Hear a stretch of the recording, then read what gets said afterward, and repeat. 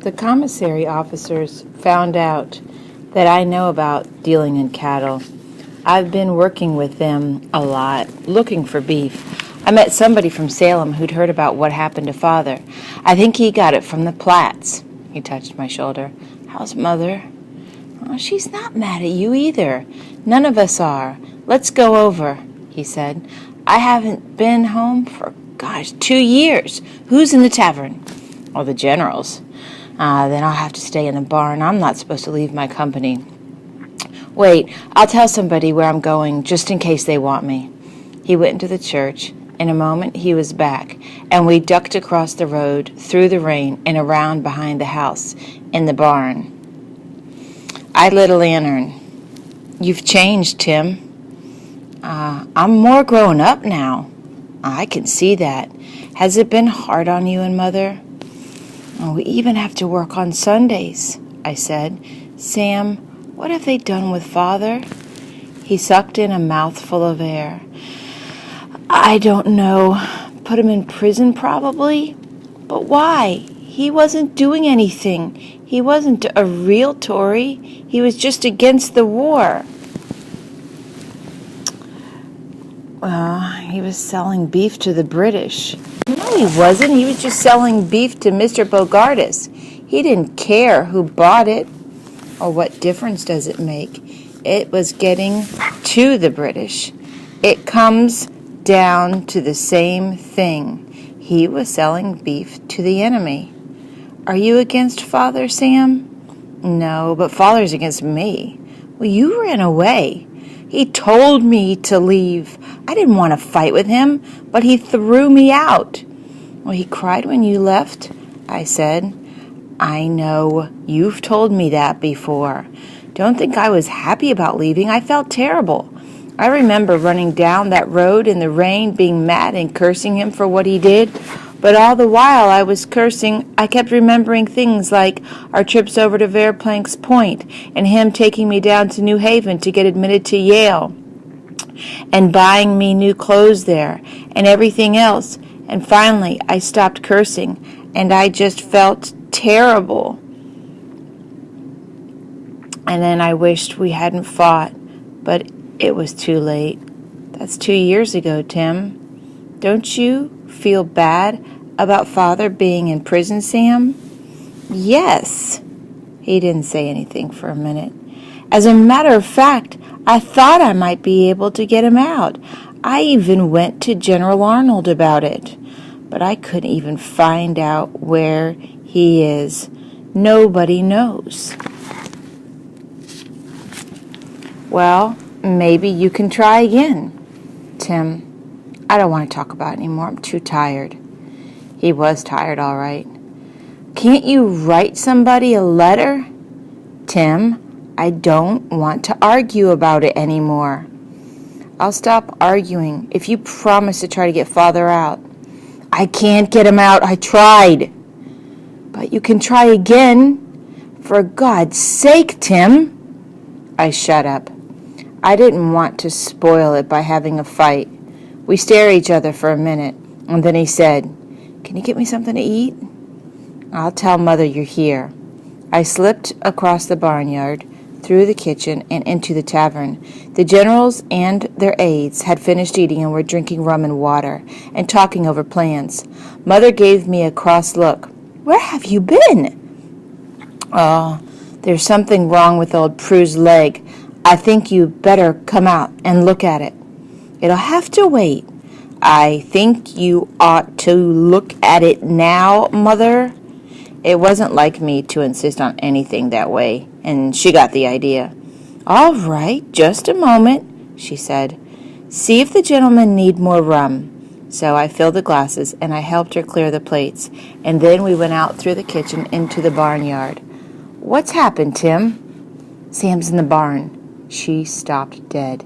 Sam's here? That's where I've been, looking for him. I thought he might be here with General Arnold. She started to run, but then she thought better of it, and she walked steadily out there.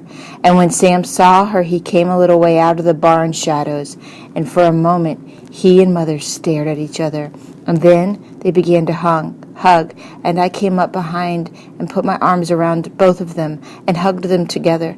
And then Mother pushed back and stared at him. "I haven't seen you for 2 years, Sam," she said.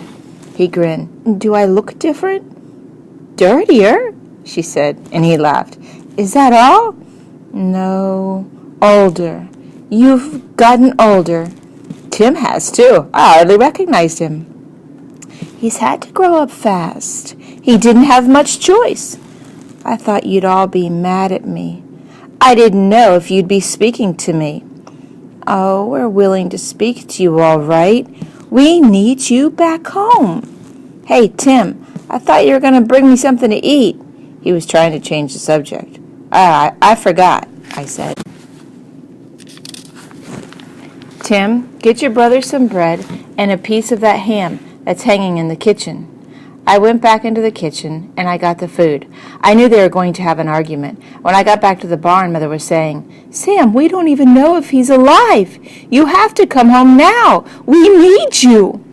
And that was the first time I'd ever heard her admit that Father might be dead. Sam winced. It hurt him. "I don't think he's dead, Mother." I handed him the food. "Oh, lovely. Thanks." He tore off a piece of the ham with his teeth, and he stuffed a hunk of bread into his mouth. "Is that the way they eat in the army?" I asked. I knew it wasn't going to do any good to argue with Sam. He wasn't going to change his mind. I didn't want Mother to have a fight with him. He swallowed. "I guess we figure if we're lucky enough to have anything to eat, we don't care how we eat it." But Mother wouldn't give up. "Sam, you have to come home. We need you. Your people have taken Father from us. They'll have to give you to us in return." "Mother, I can't come home. That's desertion. They hang people for that." "When your enlistment is up, Sam?" He frowned. "In 2 months. But I'm going to re-enlist." "No, Sam.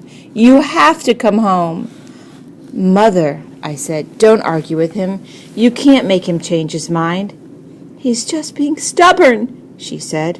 "God, Mother, I came to pay a visit, and first Tim badgered me about Father, and now you're badgering me about coming home. I can't come home until it's over. It's my duty to stay and fight." "You have a duty to your family, too."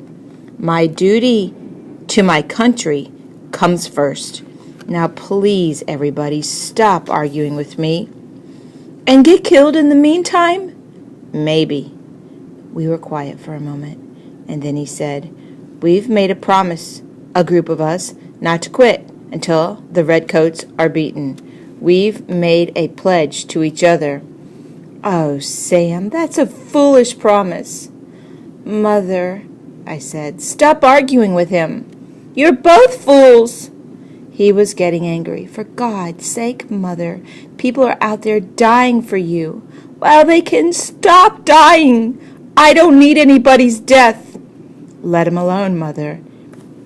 He isn't going to change his mind." We were all silent, and I knew she was trying to accept it. "All right," she said finally. "All right." We changed the subject. We talked about the crops, about the people, and he gave us a message to take to Betsy Reed. "We'll probably be moving out soon. I don't know. Tell her I'll try to see her if I can." He paused for a minute. "I'd better go now before somebody misses me." He hugged Mother, and then he hugged me, and he turned and he slipped through the rain in the night of the barnyard. We watched him go, knowing that we might never see him again, and then we went back into the tavern. I had a funny feeling about seeing Sam. It wasn't just that he was more grown up or that I was more grown up. It was something else. For the first time in my life, I knew that Sam was wrong about something. I knew that I understood something better than he did. Oh, I used to argue with him before, but that was mostly to show that I wasn't going to just agree with everything he said. But this time I knew he was wrong. He was staying in the Army because he wanted to stay in the Army, not because of his duty or anything else. He liked the excitement of it. Oh, I guessed he was miserable a lot of the time when he was cold and hungry and maybe being shot at, but still, he was part of something big. He thought he was doing what was important. It felt good to be a part of it, and I knew that was the real reason why he didn't want to come home. Knowing that about Sam gave me a funny feeling. I didn't like this. I didn't like his little brother so much any I didn't feel like his little brother so much anymore. I felt more like his equal. The end of chapter 11. My brother Sam is dead.